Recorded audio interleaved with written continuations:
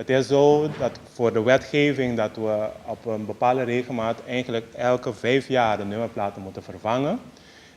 Dat heeft te maken met het verslijten van de nummerplaten en ook de visibiliteit van de nummers. Het is zo dat wij een campagne gaan beginnen aankomende juni. Vanaf 17 tot en met 28 juni beginnen we met de uitgifte van de nieuwe nummerplaten. En het gaat zo dat wij 3 groepen hebben geïdentificeerd, zodat we de dienstverlening aan de volk beter kunnen dienen.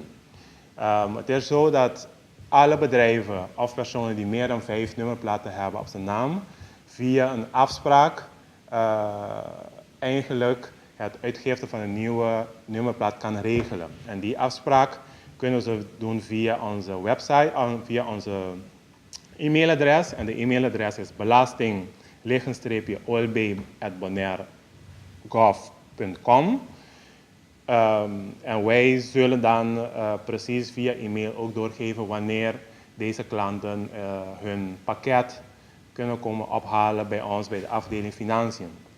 Verder gaan we ook de dienstverlening aanbieden voor werkgevers. Bepaalde werkgevers, indien je meer dan 5 werkgevers die een nummerplaat in bezit heeft, kunnen dat ook intern organiseren en ook via een afspraak regelen, zodat wij ook het pakket voor de hele voor alle personeelsleden kunnen voorbereiden, zodat de personeelsleden niet eigenlijk tijd moet komen verliezen in een rij. En dat is de tijd gewoon van de werkgever. Dus de werkgever kan dat ook via een afspraak voor hun werknemers regelen. De derde groep is de grootste groep. Dat zijn gewoon de individuele personen die echt 1 nummerplaat hebben, 2, 3, in ieder geval minder dan 5. Die verwachten wij allemaal tussen 17 en 28 juni bij ons, bij de afdeling Financiën. Daar moet je langskomen met de kopie van je ID, een kopie betalingsbewijs van zowel de belasting, van de jaarbelasting en van de nieuwe nummerplaat. De nieuwe nummerplaat die kost $8,40 en die kan je gewoon via online banking betalen op de rekening van Belastingdienst Caribisch Nederland, zoals je ook je jaarlijkse belasting hebt betaald.